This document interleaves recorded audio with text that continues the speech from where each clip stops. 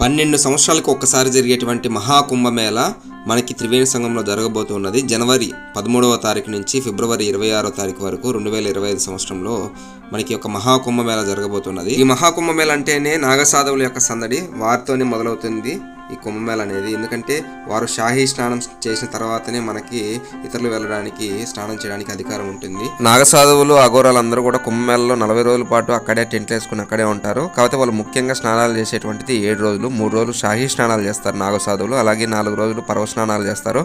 ఆ డేట్స్ కూడా మీకు ఇస్తాను. ఆ డేట్స్లోనే బాగా రష్ ఉంటుంది. మనకి ముఖ్యంగా నాగసాధువులు 7 స్నానాలు చేస్తారు. వాటిల్లో షాహీ స్నానాలు అని చెప్పేసి 3, తర్వాత పర్వ స్నానాలు ఒక 4.